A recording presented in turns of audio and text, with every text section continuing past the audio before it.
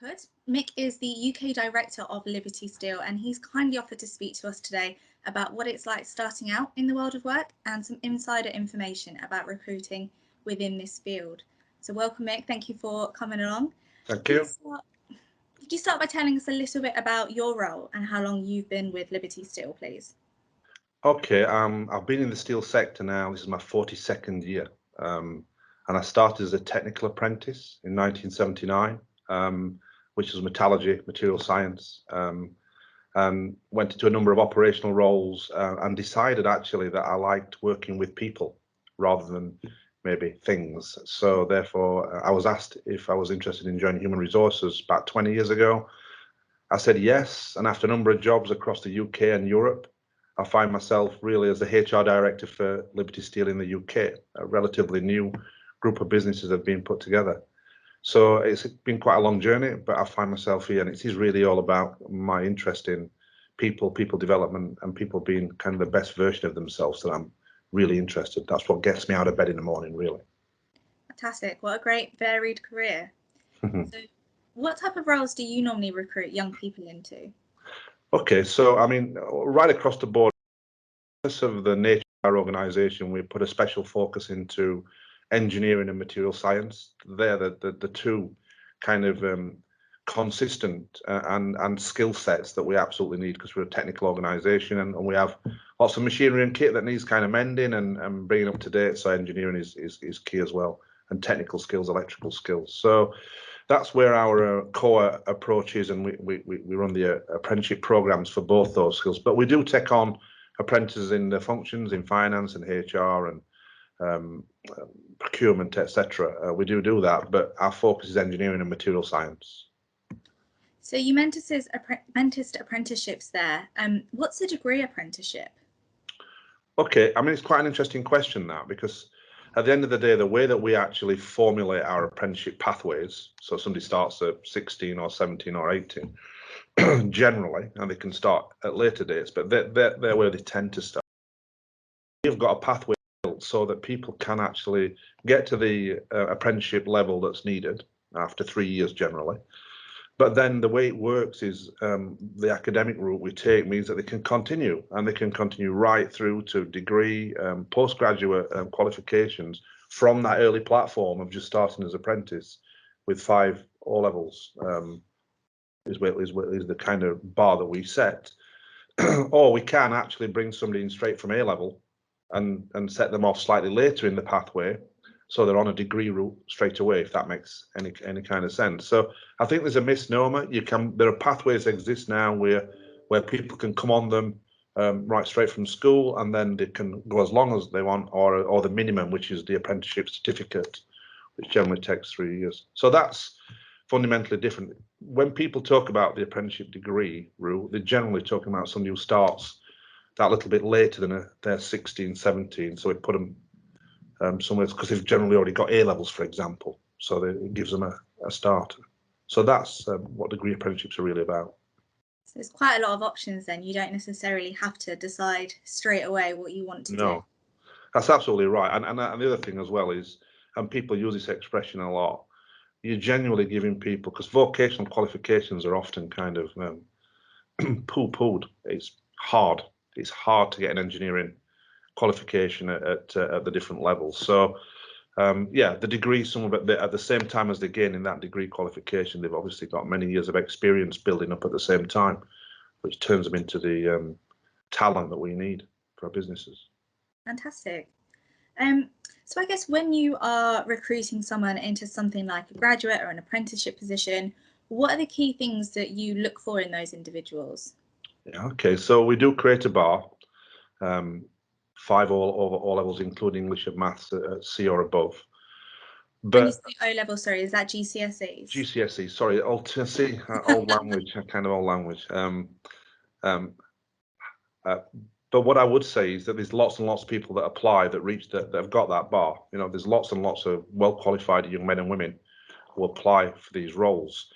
But the other part of the recruitment process is we put them in. It's been difficult in COVID, but put them in different environments to test the team working skills, the leadership skills, the listening skills, their approach to the fellow potential apprentices. So it's not just the academic bar that we're looking for. We're looking at people who are team players, who are articulate, who listen and when to lead. And it's great to see different, people. Some people who kind of are really bright, maybe, who struggle with some of that a little bit more, and other people who are kind of at a different level, but they've got lots of skills. So it's a balancing act between that academic attainment and that well-rounded individual that we're looking for to take up a role in Liberty. Fabulous. Again, lots of options, lots of different pathways, I guess, for young people, depending on what's going to suit them best. Yeah. So when you're interviewing a candidate, how important is it to you that that candidate would have relevant work experience?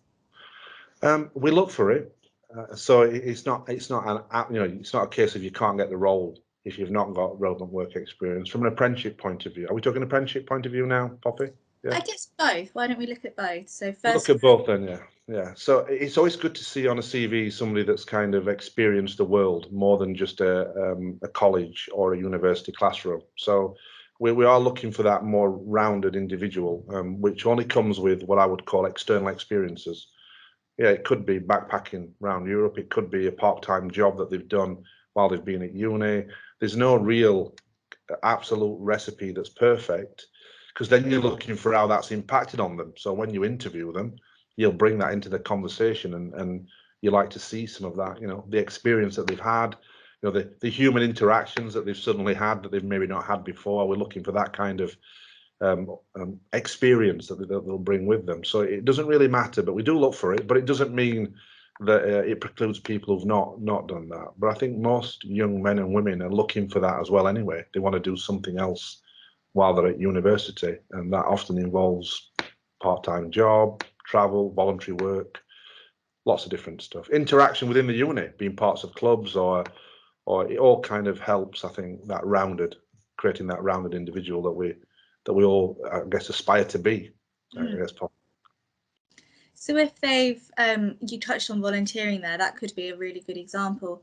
If they've, if you've got some young people that have volunteered in their spare time, but it's not directly related to the field of work that they want to go in, do you think chatting about something like that in an interview is interesting for the company? Yeah, I mean, the first thing I do is challenge that, Poppy. I think the direct relevance, it suggests that meeting people, interacting with other people is not relevant in any job, and I think it is. So I think any experience beyond your technical chosen subject is experience that's going to help you with that, because most people need to influence in the careers. They need to listen well. They need to understand somebody else's point of view. They need to corral ideas. They're all life skills that are learned through life, through experience, through different kind of interactions. So yes, I understand the question, but I would challenge you back and say any relevance that gives you that rounded individual on top of the functional skills, ultimately that's the kind of capability that means an individual will kind of move on and move up and have more choices, because it's not all about your functional expertise, important as that is. Right? And does it matter if the young person that you're interviewing doesn't really know that much about the job role or the company that they're applying for? I would say if you're applying for a job for a company, I would expect you to do a little bit of research into the job or the company that you're looking to work for, as a minimum. To just walk into an interview and not have done any reading or research or a background on the company would be I think be a mistake on the part of the potential candidate. So yeah, in terms of absolute knowledge of their own discipline, say engineering,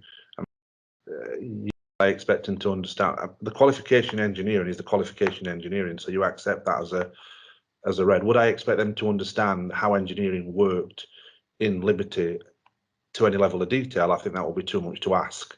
Well, that's where we come in terms of training them and developing them to get that experience and understanding. So if they've passed the bar in terms of the degree or the qualification that they're taking, you take that as read. So, but in terms of company knowledge, background, a bit of research, yes, absolute detail on the function that they're looking to get into. not as much. And when we say for young people to research the company that they're interviewing with, where do you think would be a good place to start for something like that? The company website, or perhaps LinkedIn profiles of people that work there? I think a really good place to start for most things is Google or a search engine, and just bang Liberty in, whether it's steel or GFG, and you will get loads and loads of information about the company, how it's growing, the components of it, the different sectors it works in.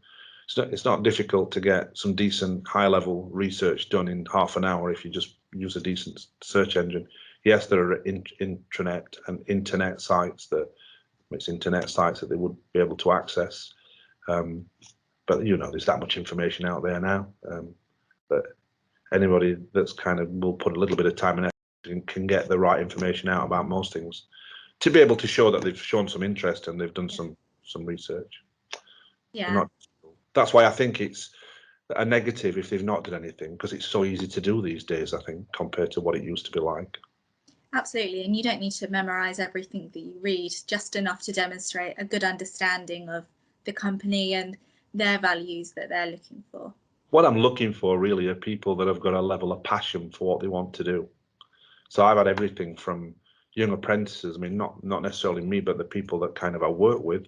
I've had apprentices who walked into the interview with the project they've done, or the bike that they've kind of put together at home, or a lot of these young men and women are really passionate about what they do, to the point where they're doing it from an early age, whether it's mending bikes or tinkering around with machinery, or involved in a bit of R&D, a project maybe through their education that's shown that their interest.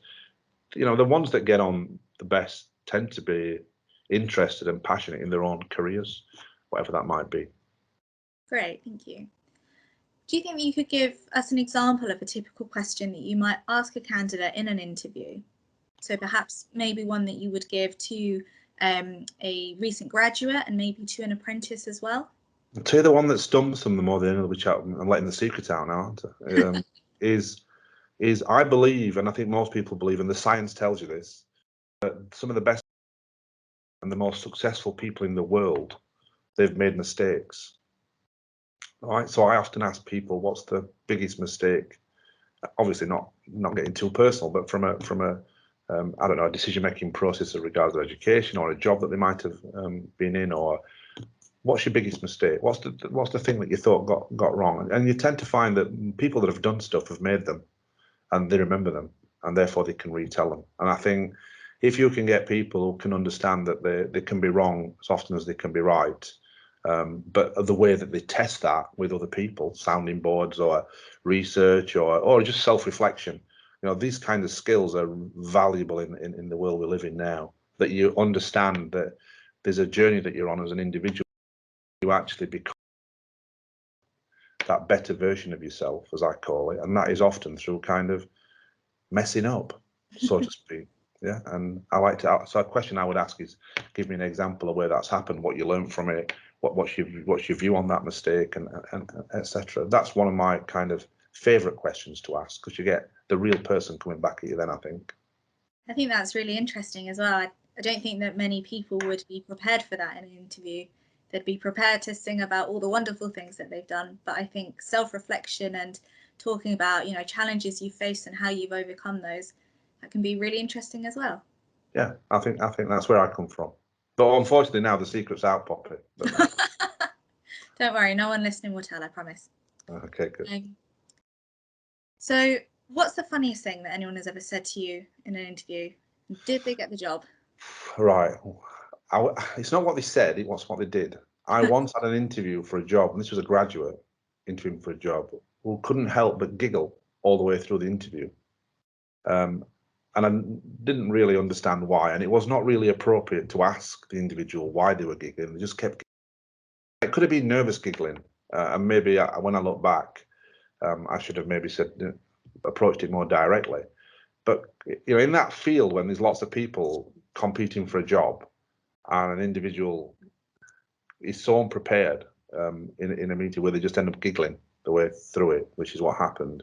They didn't get the job. I wasn't angry. I didn't get angry, and it wasn't they weren't laughing out loud, but they were kind of giggling. I thought, this is really strange and weird. So I don't know whether that individual was not prepared for that level of interview or whether there was a problem I'd not. But I suppose what I'm trying to say is employers don't always have the time or patience to get beneath someone. So if there is something going off there that I wasn't aware of, but it wasn't a strange interview, it was a really strange interview.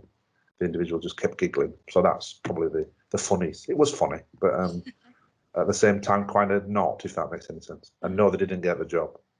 Oh, maybe next time. Maybe next time. Yeah, maybe next time. Yeah. And finally, what is a key piece of advice that you would give to a young person before they went, maybe for their first interview or maybe for their first interview in a field that they're really excited about or really passionate about? What's something that you would want to pass on as a pearl of wisdom? Okay, I think I'd want to go back a little bit, and all right, I'm a little bit biased, but I've been involved in this for years and years and years. Most businesses and many organisations run what I would call preschool interaction with schools. So we run something called industrial cadets in Liberty, but we've had many of that kind of approach. I think if young people can get that opportunity to get involved in something like that before they actually come into the workplace, it's almost like a window into the workplace before you've actually got there. Because I don't care what anybody says, if you spend most of your time in the classroom and not worked, then getting involved in something like that is to me going to give you, we keep talking about the rounded individual. They're going to give you that's going to give you that kind of benefit that you've engaged with. Because something like industrial cadets and similar kind of programs to that means that a young person between the ages of, well, right down to a young age, but that sweet spot of 13, 14, where people start to think about what they want to do, they're suddenly interacting with, maybe not me, but people like me, who they can see then kind of what it means to be working with. I've got to be careful not being disrespectful towards people, but the workplace and the people that work is a different environment than education, and maybe even than part-time work. I don't know. So those kind of programs, that were my pearl of wisdom. If you can get access to something like that, or any work experience of any nature, then I would try. Beyond that, in terms of real direct stuff, in terms of the interview, I would say that most interviewers and most people that are looking to take people on, they're looking for people to work in the organisation who've got, I would say, a grown-up approach to work. Turn up to work on time. Work hard while you're here. Kind of, there's a two-way kind of thing going off here, where yes, the employer's got a responsibility to look after you from a safety point of view, develop you as an individual. You've got a responsibility to kind of be the best version you can. And it might not be in the first role, but you definitely have got to get to that place. So I would say when you're interviewing, if people can somehow get that kind of thing across to employers, the maturity, the grown-upness, all that kind of stuff, and a bit of fun, of course. We want a bit of fun, but that maturity piece, and it's relative, I know that, is something that most employers are kind of looking for, I think. Does that make sense, Poppy? Yeah. It does, absolutely. Well, Mick, thank you so much. That's been really interesting and definitely very helpful, I think, to get us all prepared for whatever comes next. So thank you very much for your time. Really appreciate it. Thank you, Poppy. Thank you. Thank you. Bye-bye. Bye.